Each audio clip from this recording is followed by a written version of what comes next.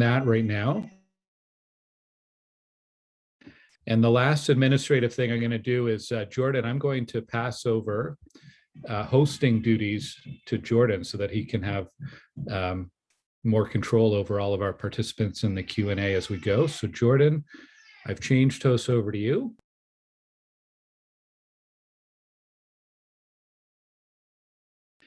And with that, it's 7:02, so let's begin. I'd like to start by saying welcome to everyone for joining us this evening. This is an information meeting about the site plan application to construct a two-story office building at 1037 Carp Road. The site plan includes the building itself, a parking lot with 26 spaces and a landscaped area, and the building will be serviced by municipal water and a private on-site septic system. The property is already zoned general mixed use, which permits many residential and non-residential uses, including office buildings. This application has not yet been approved, so city planners are taking all comments and questions received into account, and we'll work with the developer and my office to review any issues that are raised. And this meeting is part of that feedback gathering process. So I'd like to take a moment to welcome and introduce you to the people who are participating today. We have Colette Gorney, who's our city planner. Welcome, Colette. We have Ephraim, who's the owner of the property, and Jessica Daoust, who's the planner for the applicant. We have the architect, Jim Bell, and we have Robert Friel, who's a civil engineer. And I'm not sure if they've joined yet, but I believe we have Patrick LeBlanc, septic designer, and Gino Aiello, the landscape architect. And between the entire applicant team, they'll be in a good position to answer any questions people have today. So how it's going to work is we're going to start with a brief presentation from Colette, the city planner, and then a brief presentation from the applicant. And then we're going to open it up for questions and feedback from any residents who are joining us. That Q&A is going to be moderated by Jordan Moffat for my team. Hello, Jordan. And if you'd like to share a comment or ask a question, there's a few ways you can do that. First, if you're watching on Zoom, you can raise your hand. There's an option on the panel to raise your hand if you'd like to speak or share comments. You can use the Q&A panel to send in a question. That's also on your screen, and Jordan can read it on your behalf. If you're watching on Facebook, you can ask a question by typing in a comment. And if you happen to be watching this archive on Facebook or YouTube, you can send an email to glenn.gower@ottawa.ca, and we will track down an answer for you after the fact. So a number of ways that you can participate today. Tonight's meeting is a space for people to listen, to learn, and to share your feedback and comments in a respectful way. And with that, I'll turn it over to Colette from the city's planning department for her presentation. Colette. Thanks, Councillor. Let me just share my screen real quick. And can everyone see it? Yes, we can. Perfect. Okay, so welcome everyone. I'm Colette Gorney. I'm the file lead on this application. And if you have any questions or anything after the fact, feel free to reach out to me as well. Happy to help. So yeah, this is for 1037 Carp Road. Today I'm just going to be giving a quick overview of the site plan control process, as well as the general policy context for the site. So site plan control is a tool that's used by the city to ensure that land is developed in a efficient and appropriate way, and as well as to minimize impacts on neighboring properties. And this process, or the ability to approve these applications, has been delegated to staff by council. So once staff are satisfied with an application, we prepare a decision report and we outline whether or not we approve it, and as well as any conditions that need to be satisfied before essentially you can develop. So conditions might either be before a building permit is issued or before the site plan is registered. Both are steps that need to happen before development can occur. And this report will also address the technical issues that come up, as well as comments received by members of the public. So anything we hear today, or if you email me or Councillor Gower at any point in the process, it'll be addressed in that report. And so this is just a quick little diagram of the timeline of the site plan control process. So the applicant has submitted their application, and we've already gone through the circulation process, and we're just about done. This is the last step. This is actually for a public or something that's subject to public consultation, but Councillor Gower has graciously gone above and beyond what the process requires. So we are here today at the community information and comment session. And the circulation period, I believe, actually ended perhaps yesterday, but we take comments throughout the whole process. And so there's really, until approval, feel free to send me or Councillor Gower your comments and we'll address them. And then, once we go back and forth with the applicant, we'll provide comments, they'll provide a response, so on and so forth until there's no comments left. And then we'll provide approval in the way that I outlined earlier. Yeah, so this is just the site.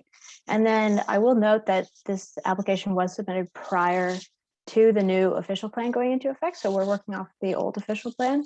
And in that plan, this site is designated as general urban area, which permits a full range of housing types in combination with, conveniently located employment such as offices, as well as other uses. And then, as Councillor Gower mentioned, the zoning for the site is GM 14 H11. So this roughly translates to general mixed use, subzone 14, height limit of 11 meters. And this zoning permits various residential, commercial, and institutional uses, including offices. And it also establishes a height limit of 11 meters. And yes, that's my presentation. So I'll hand it over back to Councillor Gower. Thanks very much, Colette. And next up, we'll go to Jessica Doost on behalf of the applicant. Thanks very much, Councillor. I will also start sharing my screen, so just bear with me.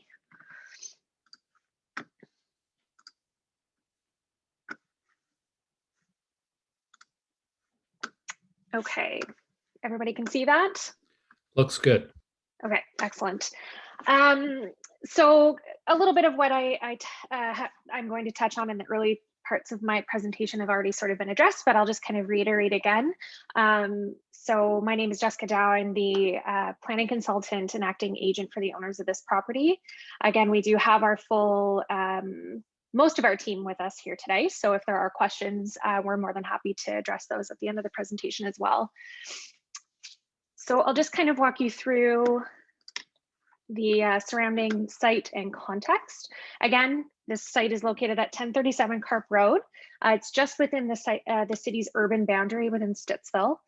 Carp Road is an arterial road that runs from Stittsville Main Street to the southeast to roughly the Ottawa River to the northwest, and connects directly as well to Highway 417, as you can see on this mapping.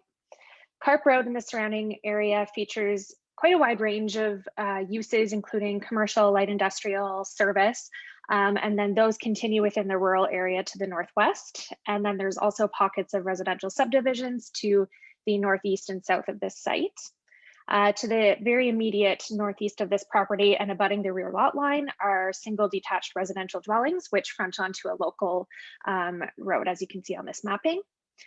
The site, again, as Colette had mentioned, it's a general mixed use zoning with a subzone and height limit, and is designated general urban area under the current official plan. So these are just some street view images to contextualize the property. The subject site is indicated with the red blocks. As you can see, it's a vacant lot with a gravel driveway roughly within the middle of the property. The immediate surroundings along Carp Road contain a wide range and mix of low-rise building typology and land uses, including commercial, service, retail, and some residential uses as well. So I'll just walk you through the site plan. As the councillor had mentioned, the proposal is for the development of a two-story office building. It's proposed to have 14 individual office units, 26 parking spaces, as well as bicycle parking and landscaping on the site. The development will be serviced by municipal water and private septic system. There's presently no municipal sanitary along this portion of Carp Road. And we have our engineers here who are able to touch on that if needed as well. The site and the proposed development is fully compliant with zoning bylaw provisions under the GM subzone 14 zoning. So therefore, it's simply just the site plan control application that would be required for this development. And as Colette has mentioned, we have submitted and are just awaiting the city's comments. Here are the elevations for the proposed building. As you can see, there's significant amount of glazing on the front, signage and articulations along the front elevation, which then also wraps around towards the Carp Road frontage. So this would be the frontage facing the interior of the lot towards the parking area, with the materiality and the window glazing and the signage wrapping towards the Carp Road frontage as well. Proposed materiality will be a mix of red brick masonry, complementary paneling as well. There are 4 entrances that are denoted here with the signage labels, and then they are split with access to the upper and lower units. And the lower units also have exterior door accesses in the rear as well. So as you can see, the building will present an attractive design with that active glazing and animation facing both Carp Road as well as the interior of the lot, which is where the primary access will be from. And so this is just the landscape plan, which shows the mix of landscaping, the addition of landscape buffers. This would be the property line that is adjacent to the residential properties, which are denoted here. And there's proposed to be a fairly significant amount of landscape buffering installed between those property lines as well, and towards the front of the lot line as well.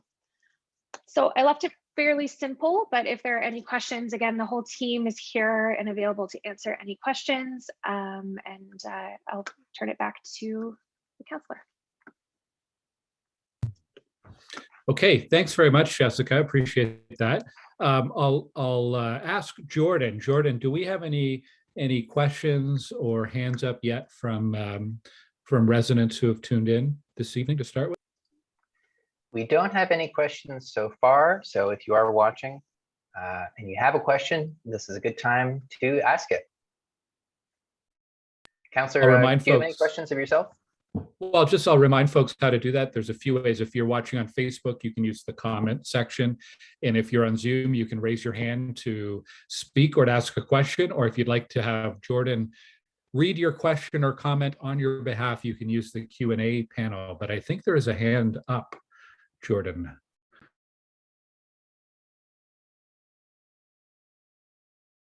Yes, okay, we can go to WAUMSLA for a question. I'm just going to unmute you here or allow you to talk.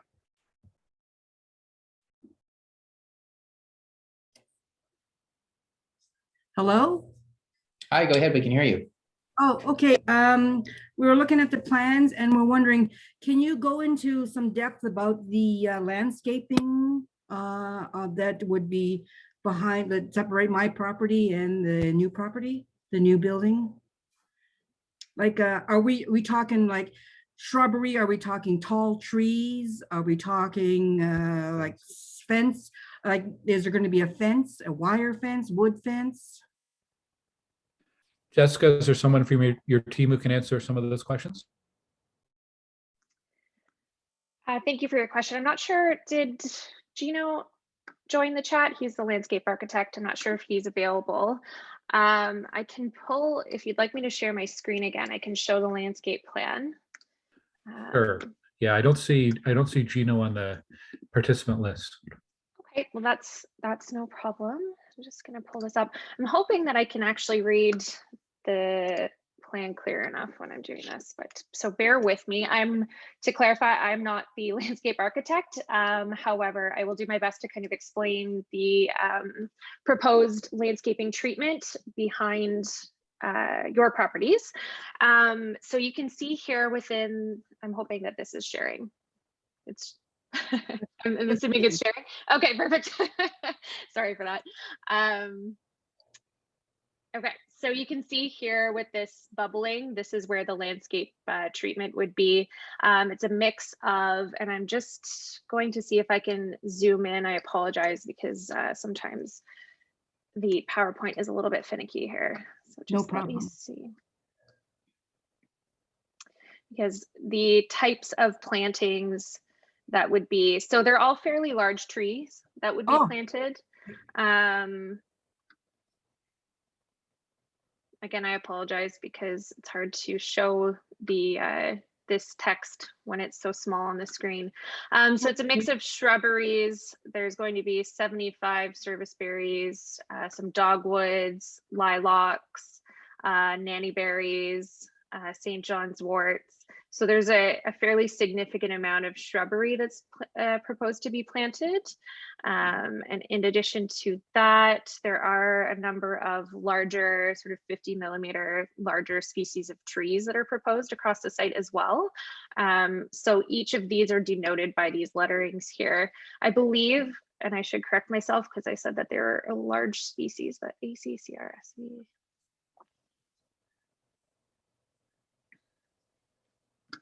So these are the types of plantings that would be towards that lot line. Okay. Would be the sort of examples that I had just listed off with the shrubberies and so forth. So I believe with the number that are proposed, it'll create sort of a fairly full buffering between the properties. Right. Are there going to be any fences? I'm not sure that fences are shown on the plans right now, but I'm sure the owner would be very open to introducing fencing if that's of interest to those property owners, especially along the rear as well. Yes, yeah, because we're at number 85 and my neighbor at 87 and my neighbor at 83. We have like, okay, we're just wondering if the fence was going to be a wood fence, composite, or like a wire fence. That's something that I was hoping they were wondering what they were considering if they decide to put a fence up. I'm just double checking. Perhaps Jim would speak to proposed fencing materiality if that's something, and Ephraim, something that I'm sure that's something we can discuss through the site plan control process as well. Again, this is fairly early into the process, so there's certainly opportunity for additional opportunities to incorporate fencing and so forth as well. Yeah, we're just curious. Another thing we have too is the garbage bin. Like the garbage bin is going to be at the back. Like I'll be looking at it every day. Was wondering any chance if they would consider moving the garbage bin, because the garbage bin is going to be clunk, clunk, clunk, clunk, clunk. I'll hear it because it's one of those ones that they lift and then it dumps it into their truck. So I was just wondering if they would consider moving it, because on the plan, it looks like I'll be looking at it every day. So I'm just going to zoom in again. Yeah, so the waste enclosure is proposed to be in the rear as of now. Perhaps Jim can speak to some additional potential locations for that. We do have a loading stall in front of it. It is quite far from the property line still. It's probably, I would guess, around 7 meters from that property line. But I can certainly make note of that comment as well. Okay, as well as, do you know that, I know it's so early, but is it going to be like medical waste or food waste? Is there going to be a restaurant in there? Because with restaurants, you bring rats. Right, so this will actually just be for office use. The proposal does not account for any considerations for any type of restaurant use. So it'd be individual office spaces without opportunities for cooking and things like that. So it wouldn't be the type of waste that you would typically expect for a larger sort of more sort of waste intensive use. Yeah, okay. Exactly. And what about medical waste? Do you know if it's going to be deemed as for medical people? I'm not sure in terms of the proposed tenants, if this is more sort of like a office worker type proposed tenants. Ephraim, do you have any sort of sense so far? I don't think there'd be medical waste dumped into that trash bin. Any medical waste has to be removed in another format directly from the tenant. If there was a doctor's office and such, and there's not going to be a lot of medical waste. Most of this is paper and waste like that, cardboard, etc. A bit of garbage. It's not it's not food in any massive amount or anything like that. Okay. All right, another question I have, I apologize, I'm hogging, but I know my neighbors feel the same way. I'm worried about dynamite and blasting because there's rock underneath it because Potter's Key, they were blasting for 6 months. So will there There's be no any? there isn't a basement proposed in the building, so I Huh? can't anticipate it being a necessity to blast. Awesome, awesome. Okay. My husband you were talking about drainage. Oh, okay. That's all the questions that I have. Thank you. I appreciate the time and effort that you're taking to answer our questions. You're very welcome. Thank you Thank you so much. Yeah, thank you very much, Kim. I want to actually ask Colette, there's a minimum standard of fencing that the city would require for anything, like the very minimum that would be required. What would that be, Colette? 6 feet. So the minimum requirement in the zoning bylaw for a waste enclosure is when it's accessed or located within a parking lot, it must be screened by a 2-meter opaque fence, and it must be located a minimum of 3 meters from a lot line. Yeah, I guess it's not that the fence is no problem for the around it. I was just worried about like the noise of it, and if it could possibly be moved to another part of the property. Okay, thank you. Thanks, Kim, for your questions and feedback. Jordan, do we have anyone else with a question? We do, yes, we have a question in the Q&A, so I'm going to read that out. It's from Lucas. The question is, will there be wheelchair buttons for all the retail door entrances and an elevator in the building for people with mobility issues to reach the 2nd floor units? So accessibility. Thanks for that, Lucas. Jessica, is that something you can answer? I'm going to defer this one to Jim because he is the architect on the file. All the ground floor units will be accessible. There isn't an elevator planned for the 2nd floor. As a follow-up to that, what about accessibility? We had one comment from a resident asking, it looks like there's one barrier-free accessible spot. Is there a possibility to add more accessible parking spots in front of the building?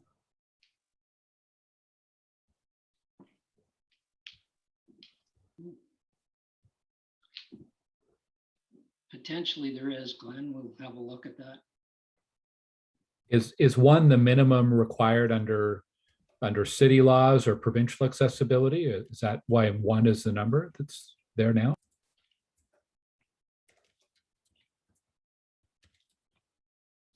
I believe that's the case. Okay, thank you. Jordan, do we have any other questions or comments from residents? No, there are no more questions. Kim, do you have your hand up for a new question, or is your hand up from the previous question?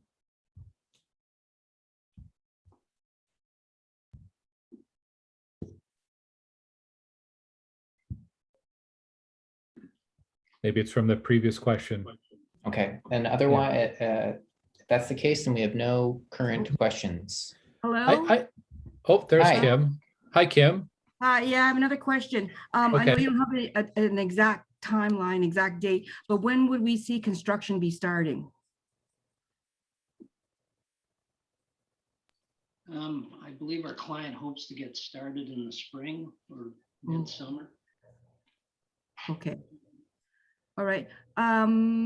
So the sewer, when they dig I have another question. When they dig the septic system, so they'll be just digging, there'll be no blasting there? They'll just be going down a certain amount of feet, or?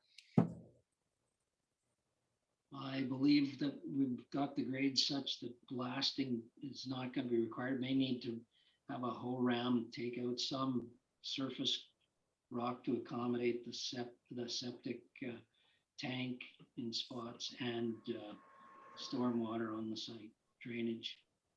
I can speak to that a little bit further. Based on the geotechnical report, there's a decent amount of sand on site that should not require blasting to put in the sewage system components.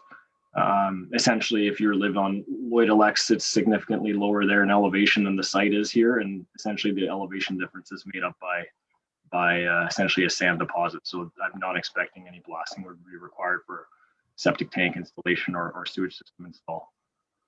Okay, I have one more question too. Will we be kept in notice of what's going on, what's happening? Will we be informed of everything going on? So Kim, if you can send me an email, and actually, I think you already have. Colette keeps a record of anyone who submits a comment or asks a question. So if there's anyone who is listening to this call today and would like to be part of that notification list, you can send myself or Colette an email, Yes. and we can make sure you're added to the notifications for any updates going forward. Okay, perfect. That's perfect. Thank you very much. Yeah. I'm just gonna have a look because I know you had sent a question or a comment in a couple weeks ago when this first came out. So I'll make sure that Colette gets your email so we can include you on that list. Awesome, thank you. There was a question we received from a resident about snow and snow clearing. The concern was about ensuring that snow wasn't pushed against the rear fence. Would the plan for snow maintenance be to remove the snow from on site or to plow it to an empty part of the parking lot or an empty part of the property? What's the snow clearing plan? Good question. Can I answer that one, Jessica? I Yes, please. believe Sorry, I couldn't find my unmute button. Go ahead. with the landscaping planned across the back of the site, wouldn't be very beneficial to pile snow up against those shrubs. There are other spots on the site where snow can be piled to a point where it makes sense to have it removed and transported off of site. Okay, thank you. And we have, And- Lucas has his hand up, so I'm gonna put Lucas on the talking list. You can ask his Perfect. question live. Go ahead, Lucas. Hello, can you hear me? Yes, hi Lucas, We thanks can, for yes. joining us. No worries. My apologies if I missed it when there was the site explanation of how it is. But is there going to be a bicycle racks for bicycles to be locked if someone's biking to the place? Yes, there will be a bicycle rack with 6 spaces right at the front. You can see it here on the where my cursor is on the site plan. So that'll have 6 bicycle parking spaces. Sounds good. Yeah, thank you. You're welcome. Thank you, Lucas. We're at 7:30 p.m. Jordan, are there any other questions on the list? Let me do one final, let me do a sweep of Facebook and the Q&A and the chat. No, I don't see any new ones. Okay. Well, we could probably wrap it up there then. Before we do, I just wanted to add one reminder, and I'm going to share my screen here for a moment. Let's see. I'm going to go to my website. Just for anyone tuning in live or watching one of the archives, this is my website, and I wanted to highlight 2 things. First of all, we have this development tab.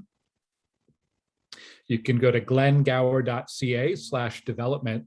And what's loading up here is a map of all of the current and recent development applications in Stittsville. And there are quite a few. Obviously, our community in the city of Ottawa is growing quickly. And you can find information about tonight's application or any other near where you live on this map. Also, if you scroll down, we have the most current updates on all the development applications. There's a number that have upcoming meetings. So we had tonight's meeting, obviously, for 1037 Carp Road. Next week, we have one on 37 Wild Pine. And then on the week after that, we have one on 360 Bobolink Ridge. So it's a collection of all sorts of information about development if you're interested in learning more about what's happening. And the other thing I wanted to highlight was the tab up here for newsletter. My team and I, we publish a weekly email newsletter, goes out to over 5,500 residents every Wednesday morning. And if you're interested in updates about what's happening in our community, whether it's development or any other events, activities, and news, this is a great way to stay up to date. And with that, I would like to say a big thank you to Colette from our planning department. I'd like to say a big thank you to everyone from the applicant team, to Ephraim, to Jessica, Jim, and Robert for joining us. And a big thank you to Jordan for helping with the moderation and the Q&A. And I think I forgot to mention Patrick when I said thank you to the applicant team. And thank you to John Curry from the Stittsville News for tuning in. And thank you to all the residents who've joined us and asked questions and shared your comments. Really appreciate your feedback and the time you took to join us this evening. So thanks, everyone, and have a great evening. Take care. Thanks so much. Thanks. Thank you. Have a good one.